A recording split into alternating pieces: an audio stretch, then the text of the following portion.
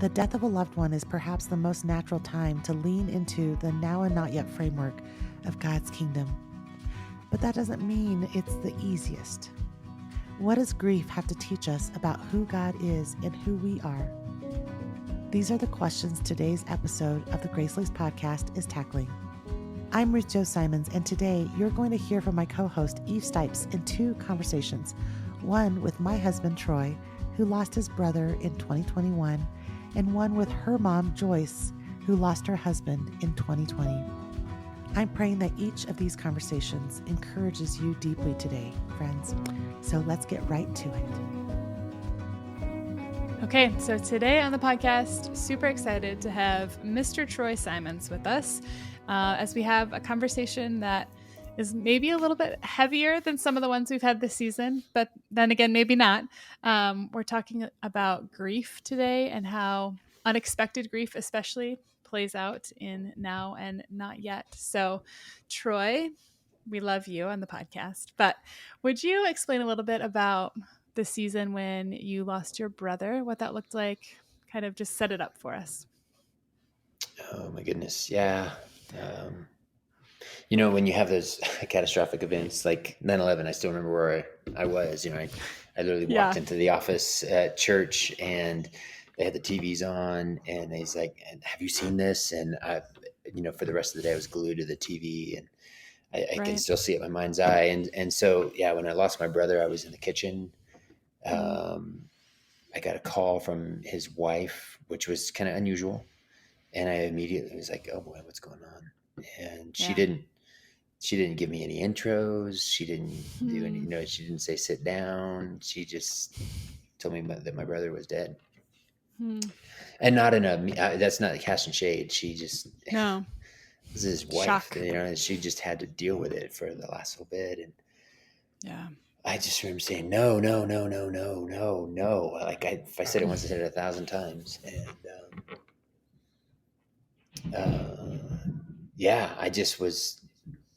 I stayed on my feet, but in every other way, I just was like flat on the ground. And it was a shock. Yeah. Just a massive, massive shock. Sorry, what was the question? No, that was, Remind me when this happened. Was it 2021? Is that right? Yes. Yeah. So it was a massive shock kind of in the middle of a lot of other like crazy worldwide circumstances, like so many things happening.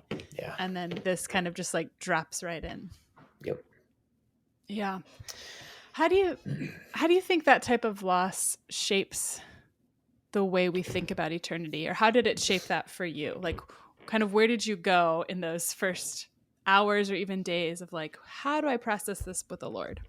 Yeah, that's a really good question. And, it's like so many things where we have a theological position of like something that we believe and, we really do believe it. Yeah. But until a belief is like thoroughly tested, we just don't know how deep that belief goes. Right. And so, I remember the first experience of loss as a kid was when the family dog died. And I was really sad. Mm-hmm. She was a sweet dog and she was kind of all I'd ever known. And just really, it really hit me. When I was in college, I lost my Aunt May, who was very dear to me. But still, very much at a distance. My brother I spoke to every week. And though we weren't very close when I was growing up, because there was 6 years between us, and he was off partying with friends and was pretty much a rebel, in those early years. Boy, he had really just become a mentor and a best friend. And so, none of my theology changed. My view of eternity didn't change, but it all of a sudden became very, very real. Yeah. Like this life ends in death. And if there's not something that overcomes death ultimately, like Paul says, eat, drink, and be merry, for tomorrow we die. It sucks all the meaning out of it. In fact, I think that statement that Paul makes just puts all of the meaning from that mindset in the moment. Just like suck everything out of the moment, because the moment's going to go and then it's gone. And that's all there is to this life. If that's all there is to this life. And, so all of those things that I hold in my doctrinal statements, Yeah. all of a sudden just became very real because my brother stepped out of the temporalness of this life and into eternity. And not just how much, I believe and what I think about Christ and whether or not my life is committed to him, but Ken's life and whether or not he was committed to him. And so you find yourself going back and just canvassing, their life and their decisions and the evidence that there was that their faith was genuine and real, and asking, Lord, did your mercy prevail on my brother? Was his faith genuine and real? Will I see him in eternity? And that's a two-edged sword type of question, because it's like, yeah, he might be with Christ, and what if I'm not, Yeah. And it all becomes very real of like, I can't just play at this thing. I can't. It's so real right now. Like, and I just got slapped upside the face with mortality and death and the ultimate consequence of sin. And so, yeah, it just, it sends you into just a complete tornado of thought that, the thoughts like debris are just swirling and making a mess of everything in your head. And, that's me. I think I've certainly known some people that just get so overwhelmed that they can't be in the midst of the tornado, and they just kind of shut down and just kind of turn it off for a while. And I certainly had those moments too, where, the sadness just crushed me to a point where I couldn't be, it's like when you try and smash the can real flat, you can only get so flat before it's just like, okay, there's nothing left there. I can't do any more work on this. Sort of melting it down, and that's not going to happen. So, yeah, boy, it's just this in and out of the emotions of it and trying to work through those things rationally, all the while your emotions are just, like a flood. Yeah. And, running. yeah. And not like being underwater sometimes, where it's like, oh my goodness, if I don't come up for air, this is going to be bad. Yeah. Sort of thing. So. Yeah, I think it also kind of makes your imagination run wild in different ways too. It's that like sudden shock. I think whether you're imagining like what the current reality is for them, or imagining the future for the people around them without them, like that's another piece of it that I think takes a mental load. The emotion and the grief and the shock, but also like just so many future thoughts of what's going to happen now, or how will this be, or how does this play out without this person around. So, and pardon me for being so philosophical. I can't. That's why we invited you, Troy. But chase some of these ideas down. But in so many ways, Ken's passing challenged my imagination about who I am and the way that the world is. I think there's always a narrative running in the back of our head, that is very much like a part of the function of our imagination, where we imagine our country to be a certain thing. We imagine our marriage to be a certain thing. We imagine friendships and relationships to be a certain thing. And that feeds who we are. And we, they're almost like bank accounts. We just draw on the strength of that. You know what I mean? Yeah. And in the larger picture, losing Ken, seeing our country go directions that I hadn't expected, facing seasons of challenge in my marriage, it just takes that relationship or that imagination of the relationship and just like knocks it down and challenges my everything. Yeah. And I guess the only thing, what I believe firmly is the only thing that can't get knocked down is God. Mm-hmm. I just need to make sure that I have a right understanding of who he is and what he's doing.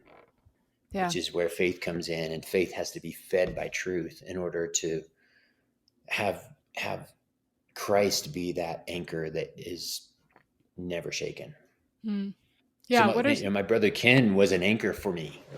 Yeah. In so many ways. I would get on the phone with him, and when I was struggling with discouragement, struggling in some marriage issue, struggling just with whatever, he was the one who would listen, and then he would respond and share what wisdom he had with me. And it was very often the thing that just like kind of lifted me up. And he was very much an anchor until he wasn't.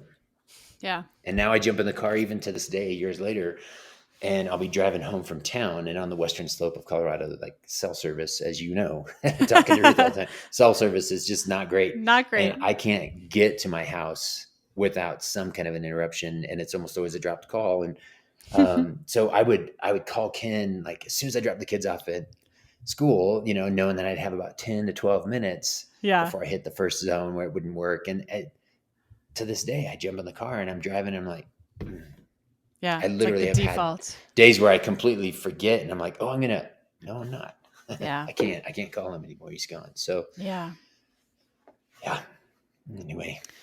What does it look like? You talked a little bit about, faith being fed by truth. And so maybe this is a two-part question. What does it look like to live faithfully in that tension of like, oh, I wish this person was still here, but they're not. And I know that there is a future ahead. And how do you feed yourself with truth to like anchor yourself to Christ? Well, yeah, of course, Ruth covers this plenty in the book, and I really enjoyed reading the book. And I hope anybody listening to this will have an opportunity to pick up now, not yet, because it was, I was greatly encouraged by it. And even though so much of it is like just Ruth's in my story, it wasn't new or news to me, but she said it so well. Yeah. God's character and his attributes are obviously those things that we do anchor to. So just to go back to that metaphor, if I really do believe that God is good and that everything that happens and everything that he does is ultimately for my good, then even something so devastating as a loss like this is something that he will use for my benefit and my blessing.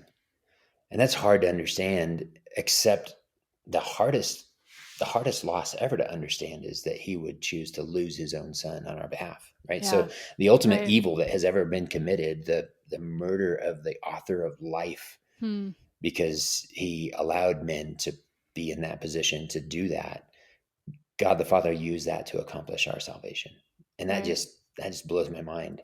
And so then within that, my grief can fit into the larger picture. Yeah. If the loss of Christ, if him crying out on the cross, my God, why have you forsaken me? But then all that was accomplished on the other side of that was part of God's plan. Then I can know that in the same way that he's aware of the sparrow, his eye is on the sparrow, his eye's on me, his eye's on Ken. I didn't number the days in Ken's book. God did. And I thought I was going to have more. And there's even part of me that says, I should have had more. And, if this would have been different or that would have been different. But you can't do that because I'm not sovereign. I'm not in control. So there is a lot, I think, to learn about God and his goodness and his providence and knowing ultimately that Ken's soul and his place in eternity was all within God's hands and his plans and his designs. And, on the other side of all the grief comes a wrestling with those truths that ultimately does take my faith a lot deeper and encourages me greatly in who my God is and his ability to keep me too. So, was there anything in maybe those first days or like the real thick of grief, any specific like practices or habits or rhythms that you felt like helped anchor you to those truths?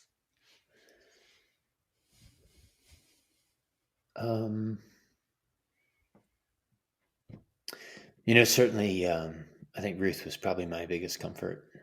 And it wasn't even what she said. It was just her being there. Yeah. Presence. And,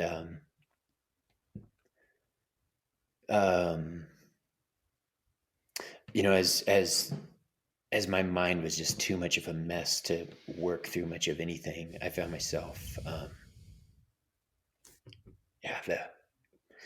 the day that it happened, I went up to the mountain and I just found a hillside. And I did pray. I spoke out loud to Ken words that I would have said to him you know? Right.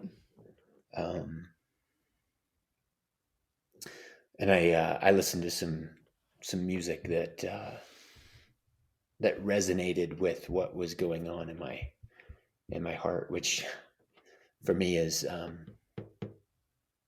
there's some Celtic music that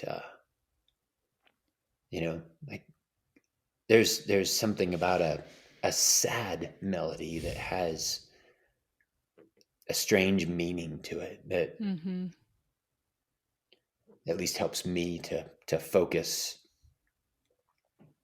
what I felt about Ken. Yeah. And helped me to express just how sad I was to lose him. Yeah. So, and I don't know if that makes sense to anybody else. I'm assuming it will to some and maybe not to others, but I think certainly moving forward from that, looking at what Ken's life amounted to and the things that he meant to me and to my family, the legacy that he left, just canvassing a life. Yeah. And then eventually looking at my life in light of that and what all of that meant, in Ken and what it can mean to me. And it again just reminds me, like, my life is short. And if I don't use today, to build toward something other than just right now or to my temporary pleasures, if I don't have my life aiming at something bigger, then I just increase the tragedy of my passing. Yeah. But as a man of Christ, if I live out this day in a way that shows Ruth and the boys and our church community what it is to be Christ's man and that follower, and the impact that one can have in seeing the kingdom of God grow because of your life effort, that's something that's downstream of all the grief that I came eventually to reflect on. And honestly, there was no small part of my conversation every time with Ken that had something to do with that. And he helped me so much to answer the question, who is Troy Simons? That whole, in Latin, it's nosce te ipsum, know thyself. That's the hardest thing you'll ever do, because you don't ever figure yourself out.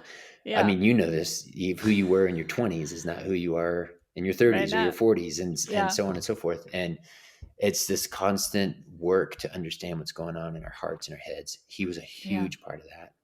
Yeah. And even in his passing, he helped me to see some things that I don't know that I could have seen with him alive. So yeah. One of the blessings, I guess. Oh man. Well, Troy, thanks so much for being willing to share some thoughts with us. I wonder if you have any particular encouragement for someone maybe who's listening today, either just got news, is in a season of grief, experiencing loss. What encouragement would you have for them? Oh, it's a hard question. I know. Because if I were their friend, I would just make sure that what they had the most of me is my 2 ears. Yeah.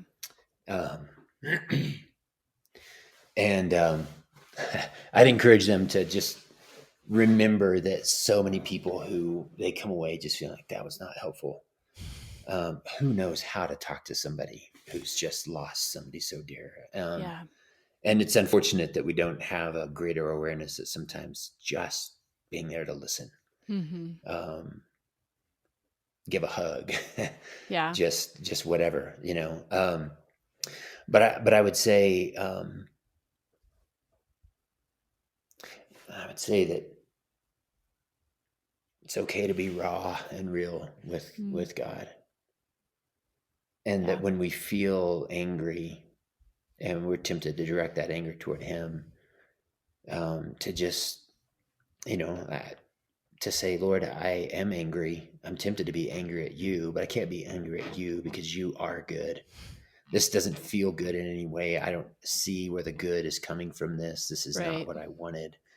But I have to trust that you are good. Because if you're not good, then everything is going to fall apart. Yeah. So help me, I believe, help my unbelief, right? Like that father for sure. that Jesus interacted with.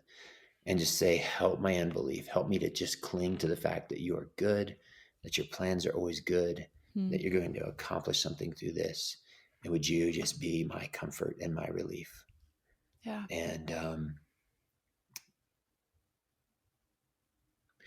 let it, I think, recognizing that he'll take you through a process if you'll follow him in that process. He doesn't want you to stay where you are in that deep grief. Because he still has a plan for life that includes more things to do and other relationships. And with that key person gone that your whole imagination was built around, and now that component is out and you have this vacuum, asking the Lord, would you fill that? Would you just fill that with you? Yeah. And I'll just trust you today. Like, show me how to walk today. I don't know if that helps or not. It is an overwhelming question because I, even as far out as I am from Ken, there's still times when I'm just like, Lord, I don't feel like that hole has been filled. Like who Ken was to me. And at some level, that's never going to change. Ken was Ken. Right. There's only one. And he was my brother. Like we knew one another at a level that you just can't know anybody else. And that's so hard. And if it's a spouse of years and years, it's like that person knew me inside and out. Nobody will ever know me like that again. But the Lord knows you even better than that person did. And he can fill that hole. As hard as that is to understand and step out in faith with, sometimes it is true. It's absolutely true. Yeah. So I think that's a good word. So if you are in that season, hang on, keep walking with the Lord. Yes. And if you are someone who is walking with somebody in that season, just be there and be quiet, right? Like show up and listen. Yeah. That's helpful. Yeah. Okay. And pray for wisdom for when to say, when to say that thing, that kind word, that word of encouragement. Yeah, for sure. Okay. Well, thank you, Troy. I appreciate you and grateful that we got to sit down and chat. If you're a parent like me, you hope that your children will grow up to develop an unshakable faith, to follow Jesus and live out his call on their lives in a way that brings glory to God. But you also know that our kids live in a world that can be challenging to follow Christ faithfully, which is why Summit Ministries is such a great resource. Here's how one mom described her kids' experience. I'm not capable of teaching my kids all the things they learn at Summit. I homeschool them and we read a lot of great books together, but nothing compares to what they've internalized after attending Summit. Summit takes the best of the best speakers and they plan each session in such a way that the kids can get the most out of it.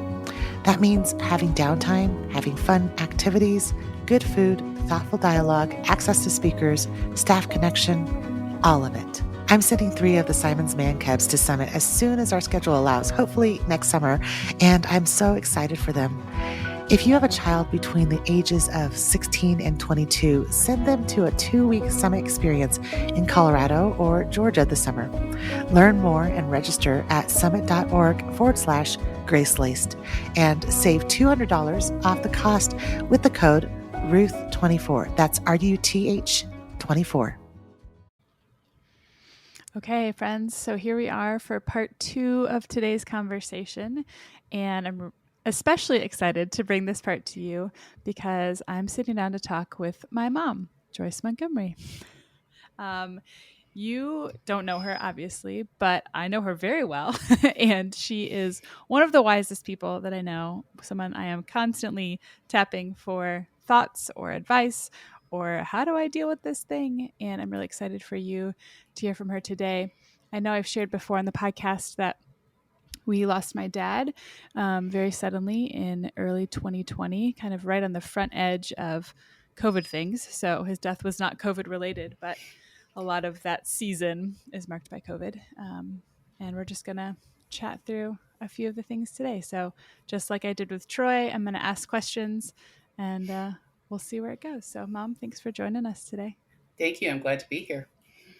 Okay, so this whole now and not yet conversation is the fact that we know God's promises are true, and we experience some of those now, and some of them are not yet things that we have seen or experienced. And so grief and death and loss feel especially related to that. So my first question is, did losing Dad change the way that you think about eternity or what's not yet? How did that affect it? So that's kind of an interesting question that I had to really think about. I think that I had already thought a lot about eternity. I'd already lost both of my parents and my sister prior to this. And in a span of about 3 years, we had a lot of loss in our family. My sister was first in November of 2017. Almost immediately on the heels of that, my brother lost his oldest son in May of the following year. And then a beloved uncle in March of 19. Yeah. And then in March of 20, my husband. So it just seemed like a lot of loss, but God's promises of eternity are real. I think that they're more real now than they ever have been, knowing that I've lost family members and loved ones who were already there prior to my coming there. Yeah. So it's just kind of an interesting. I don't think about it a lot. I thought about it somewhat more during that time period. But it's a beautiful thing to think about. I know that I'm going to see all of them again, especially Rob. Yeah. And knowing that they're there and they're experiencing all the beautiful things that the Bible talks about. Yeah. And do I want to go on the next shipment? I don't think so. I don't think so. I can wait, but I'm excited for the eventuality of it. That's right. Eventually that's going to come. And I'm ready and prepared for that, knowing where I'm going to go. And God's promise, just knowing that all of those people that I mentioned loved the Lord, had a relationship with Christ, knew the Lord, I know where they are. Yeah. And that brings such great comfort. And not only comfort, I think it brings the aspect of, and this is going to sound harsh and I don't mean it to be, but knowing that my desire to see them again would be selfish in calling them back. Yeah. But going to them is not. It's exciting to think about. Yeah. But it's just kind of help that space of grief to know that I am going to see them again. Yeah, I think that brings up a really interesting point. I mean, navigating grief as someone who follows Jesus has to be so different than somebody navigating grief who doesn't follow Jesus, because there is like an assurance that we have. There's lots that's unknown, but there's a lot that is known too, like what the word says about eternity and heaven and what that looks like. I think it makes my imagination run a little bit differently. Like, okay, so what would it be like? And imagining the people that we know and love there is like, okay, it's just a slightly different take on kind of what we've always heard or known or thought about. Absolutely. What about navigating grief? I know that it was weird because it was 2020 and I had babies right afterward, and you moved in with us to help take care of children. And it was a lot. But what do you think it looks like to live faithfully while you navigate grief? Or like what did you learn about grief maybe in that process? Grief is real. It's not something that you can prepare for. Yeah. It's something that comes when it comes. And you had a very great way to describe it. You said grief is not linear. Yeah. And that is so true. There are not 12 steps to grief and you're over it. If only there was. Exactly. You'd know what to expect next, but you don't know in grief what to expect next. And again, because of COVID, I don't know, it was a blessing and not a blessing at the same time. I was so grateful that I was able to work from home and therefore be with you guys when the babies came along. I think I asked you once, what did you remember about that year? You said not much. Yeah, I really don't. And I don't remember a whole lot about that season either. There's some funny stories, but Yeah. taking care of twins and a 2-year-old in the house was a little bit crazy. But I'm so grateful for that opportunity, because I think that helped my grieving process.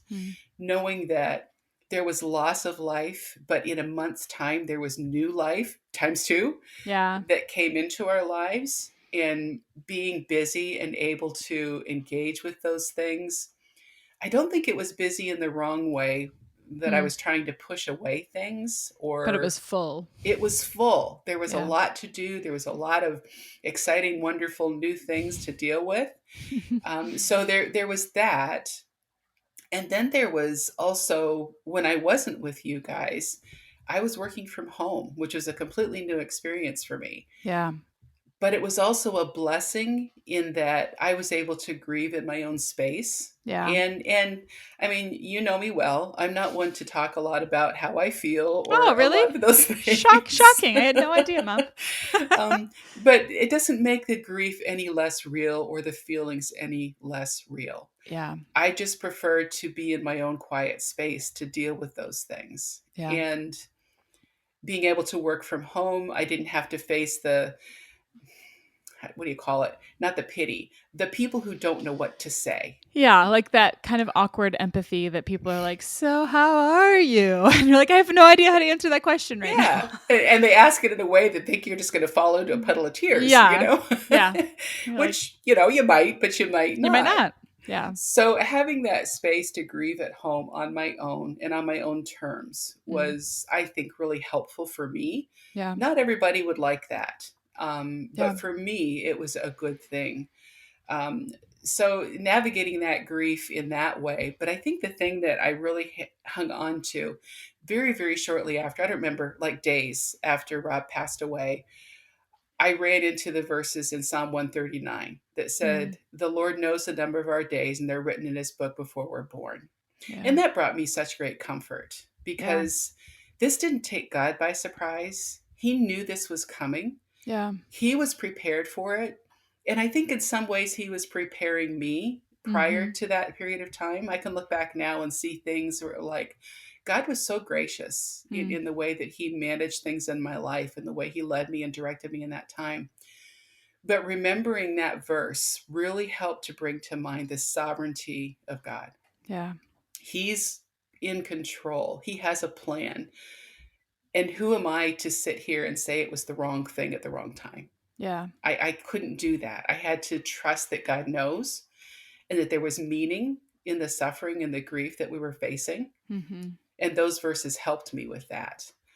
Yeah. I think there is something really powerful about feeling like there's purpose in any hard thing. Absolutely. Right? And so, coming back to a verse that says, God planned this. This wasn't a surprise to him as much as it was to us. This was how it was supposed to be. This is the plan. And even if I don't understand the plan or I don't like the plan, right, that there is a plan kind of helps anchor my soul, I think. So I'm not just feeling like there's so much chaos. Absolutely. And that sovereignty of God is so helpful in any suffering, not just grief of a loss of a loved one, but just knowing the hard things that come every day. There is a purpose and there's a plan. God knows what he's doing. I may never see the glory that he's getting from it, but he is getting glory from those things, whether we see it and understand it or whether we don't. Yeah.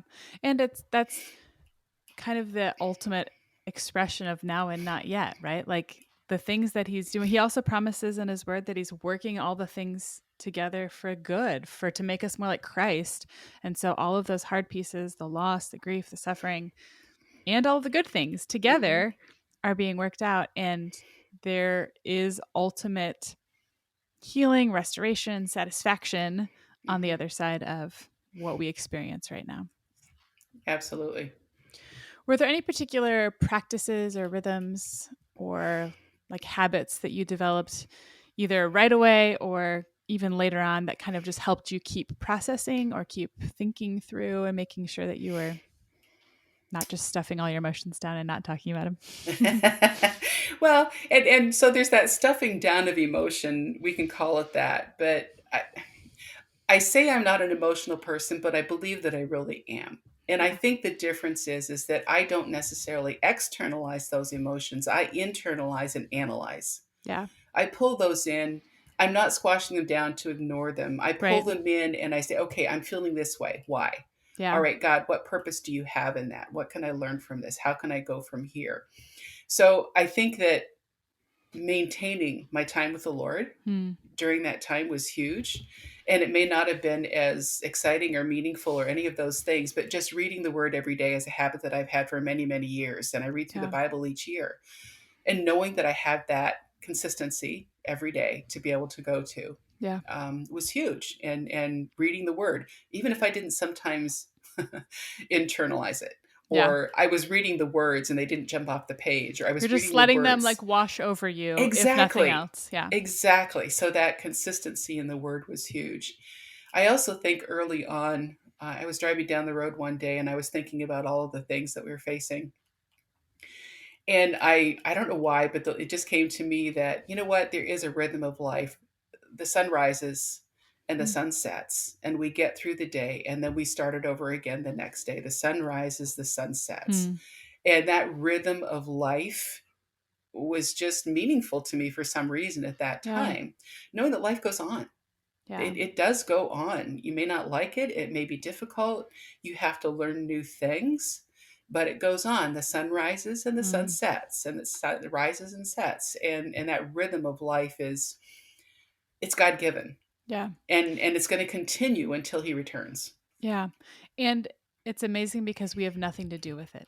like, Absolutely. It's out of like our control. it's totally, yeah. It's a rhythm that God himself is maintaining as he holds the world together. Amen. And that is sweet. Absolutely. It's comforting. It's Yeah. very comforting.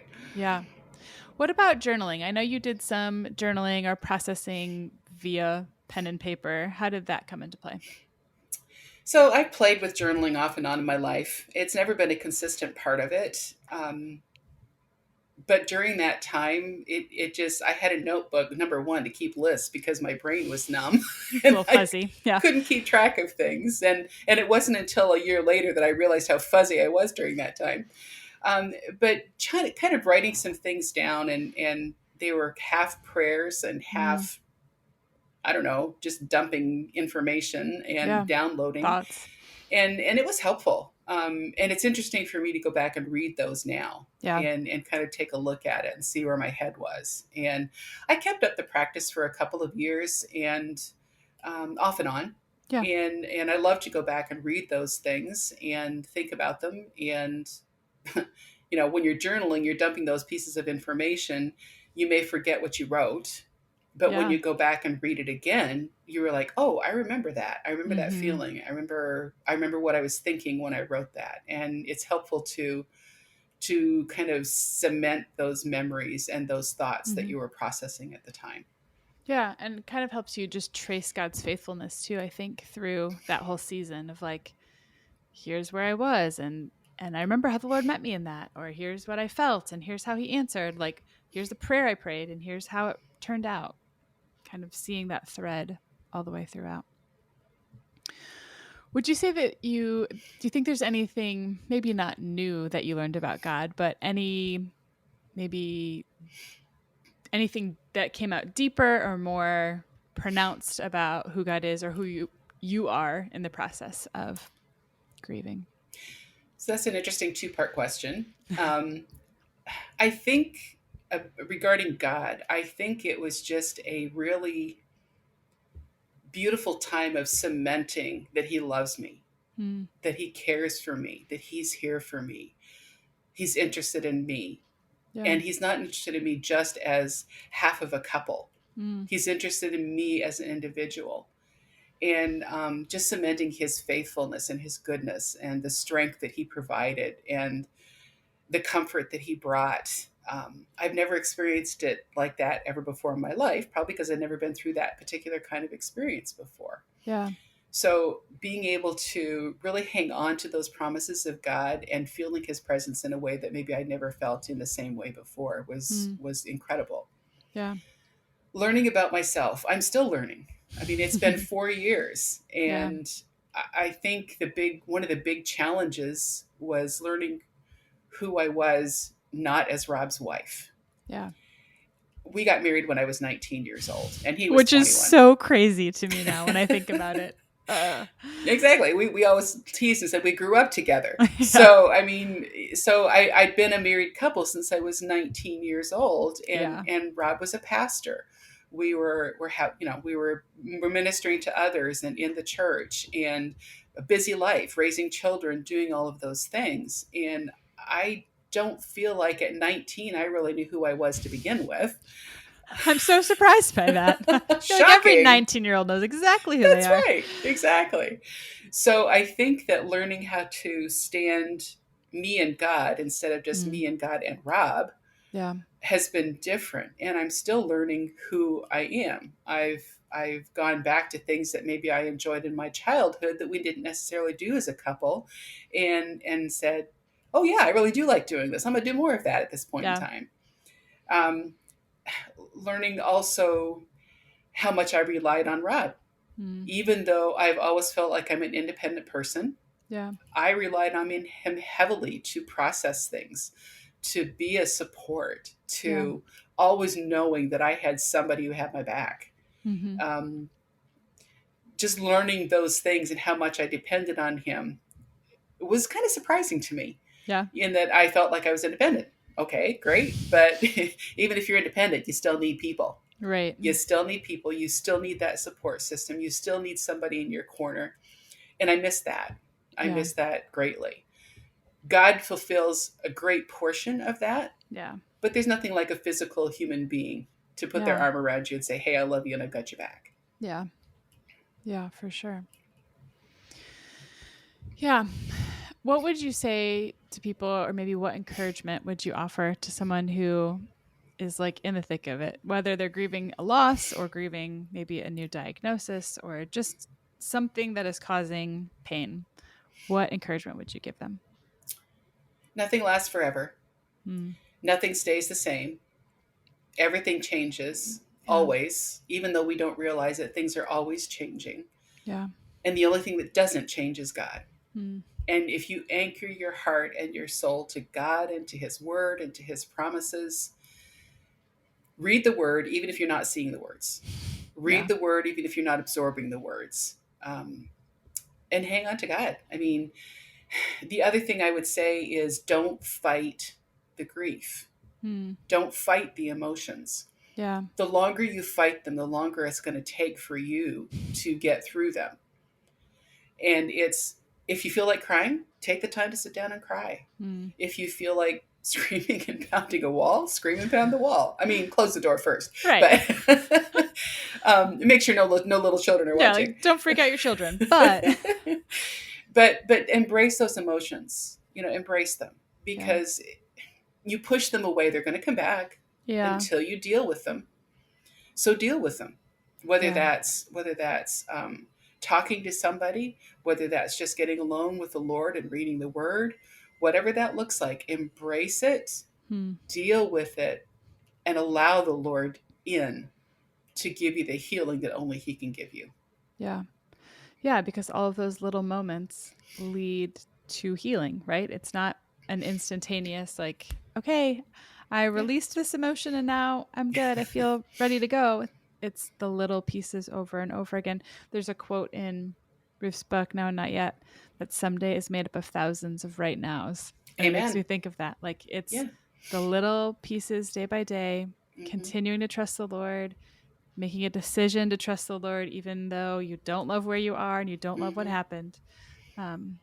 Choosing to rehearse the truth of his word and his promises, and like you said, anchoring your soul to those things, that eventually down the road, there's healing on that.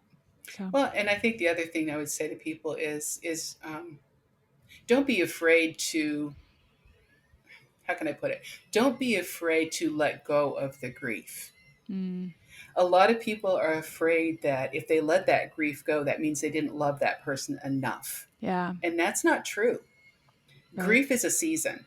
And it's meant to be walked through, to mourn in the right way, to lament in the right way.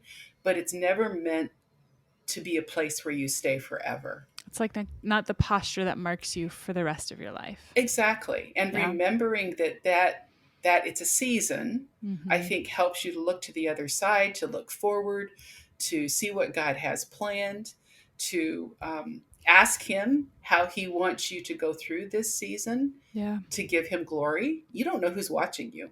Yeah. You don't know who's watching, and how your response to grief, your response to the Lord during your grief can encourage so many people. Yeah. And he will get glory from it, but it's a season. Don't ever forget it's a season. It'll change. Yeah. And it may be a long season, like, exactly. And just because the season, quote unquote, ends, I don't know how you mark that, but it also doesn't mean that there's not like little pop-up grief exactly at different times either, like things that kind of trigger like, oh, I do really miss that person, or I miss that, the way things were. Or an example, my sister's birthday would have been this week on May 1st. And I was driving to work and I just thought of her, could not get her off my heart and my mind, thinking of, the memories that we'd shared. She was 10 years older than I was, but she was an amazing reaching back when I got older to develop a relationship. And I so appreciated that about her. And she gave the best hugs. She did. Truly. She is the best hugger. Yes. She is the best hugger. So I was thinking of her, and there was grief that came up that I can't talk to her again. Yeah. Until I see her on the other side. Yeah. But that grief is a season. Like you say, it can be a long one, but it's never meant for us to stay there, and it will change. Yeah. I can't say it'll get better. That sounds... Yeah, it's not the right word. Harsh. It changes, and you begin to learn how to cope with life without that person. You get there. You do. Yeah. Well, thanks, Mom. This is a good conversation, I think. I hope that you as a listener today are hearing this and there's a nugget in there that you're like, okay, yes, like I need to remember that thing. Or maybe it's an encouragement to just, get in the word today. Read it, even if it doesn't absorb. Let it wash over you, or listen to it. Maybe that's another option too. Like literally letting it just kind of come over you in a sound wave, but trusting that the Lord will use it and he'll bring to mind what you need to know. Okay, Mom, would you actually just say a prayer for someone who might be listening today to wrap us up? Absolutely. Our gracious Heavenly Father, we just thank you so much for your word, for your promises, for your plans, for your love and your care for us. And we know that you are the only one who can bring the comfort and the strength and the healing that we need when we're going through difficult times. I just pray for anybody today that might be going through the loss of a loved one, a difficult time of any kind. I just pray that you would bring comfort and strength to their hearts. I pray that they would open their hearts to you, to your word, and that you would bring them through this season and help them to understand that it's a season and that you love them and you have good things planned for them ahead. We ask this in Jesus' name. Amen. Amen. Okay, y'all. That's my mama.